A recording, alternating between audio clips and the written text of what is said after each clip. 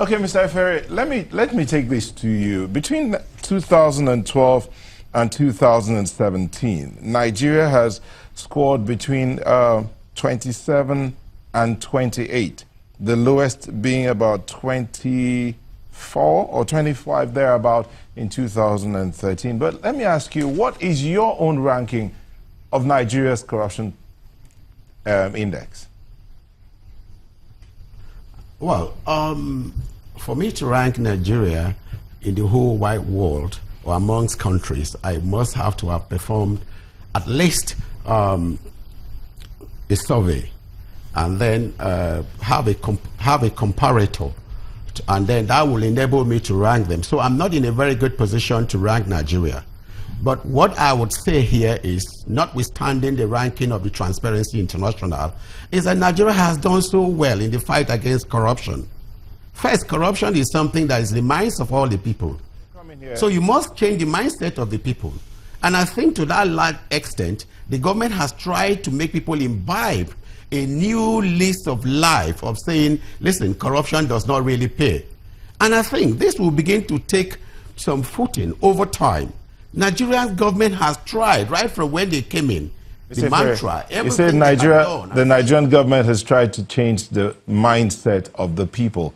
In what way would you say Nigerian government has tried to change the mindset of the people so that they begin to see corruption as something that needs to be done away by everybody? What are the ways you say that's what? Yes, what I have said here is that I know quite well that one of the things this government is identified with is a fight against corruption. From the onset, they've never hidden their intentions to fight corruption to its logical conclusion. But you see, you must look at corruption itself. It's something that has been with us. Our way of life in Nigeria, unfortunately to say, it's been there. When you see Transparency International rating us the way they have just done, this perception sometimes is derived from what the people say, what the press says. So the press must be very careful, and even what Nigerians say.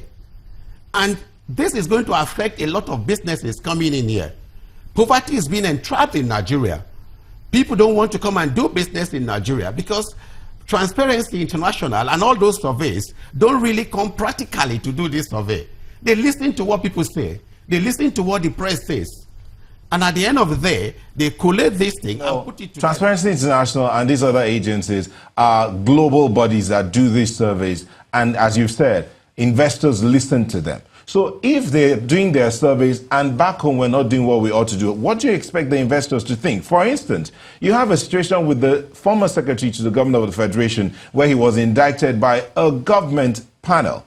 And it took a long while for anything to be done. And now that he's been out of office, what's the situation? Is he being prosecuted? How do you expect such agencies to even think of us as seeking to move up in the rankings? Yes, I wouldn't want to relate that to this. That's an isolated case, and I know there will be a department that can address that properly. So I wouldn't want to talk about that issue. Let me ask you this question, Mr. Ifere, because you said that the Babachir Lowell case is one that you consider to be, what the word you used again for it, you consider that particular case to be one that is one-off. But would you also consider the case involving the Maina Gate as another one-off? Would you also consider the case of Dimeji Bankole, who was the Speaker of the House of Representatives, which was, he was alleged to have, done some grand-scale misappropriation? Would you also consider that as a one-off? Would you also consider the case of Lowell against Otedola as a one-off? And there are just so many of them that have constituted a menace for this country and painting the colors of this country in bad light. Why wouldn't you answer the question about Babachir Lowell? Yeah, thank you very much. I'm not seized of the facts of the investigation. We haven't been, whether inconclusive at the moment. So not knowing the facts of that case and not before me, it will be completely inappropriate for me to, go into a case I don't know as a lawyer. So I can say that there will be an appropriate authority. If you want that information, the government will be in the best position to answer that. when we talk about the Corruption Perception Index.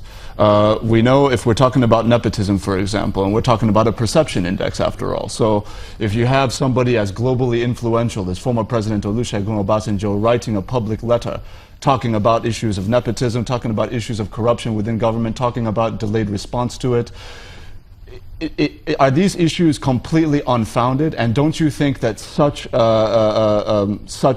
kind of issues would lead to the kind of demotion, if you will, in ranking in this perception index? Like what I say to you, this borders more on perception. There are no fast rules of or methods of determining how many cases of nepotism. We are talking about statistics. We are talking about figures here. But when we've brought specific instances, what you've said is, no, talk to the appropriate authorities. So you're not addressing either or. On one hand, you're saying it's immeasurable. On the other hand, when we bring you something hard, you say, well, talk to somebody else. So I don't know. No. You were talking about an existing case, which is perhaps under investigation, not in my department, not before me. And I did say to you, I'd be incompetent to comment on a case. I don't have the facts. But Mr. Ifere, would you be incompetent to comment on a situation in which a suspended executive of the NHIS has been reinstated to office by the presidency of the country while he is under EFCC investigation? Does that not speak to a failure of process in Nigeria on this issue? Well, what you did say here is that he's under investigation. If I have your facts, relying on what you're telling me, if you're under investigation, you've not been convicted, you've not been found guilty, and you know it's a cardinal point of law that you still remain innocent until you're being convicted. So it would be very wrong to have taken any drastic measures against somebody who is under mere investigation. Well, that, in the case of Babachir Lawal, he was suspended while he was under investigation, and pending the conclusion of that investigation, action was now taken. So these are a double standard within the same government. I wouldn't say so. This government did not suspend him. This government suspended him pending investigations. And after the findings, further action was taken by the government. You will agree with me. So these are two different things.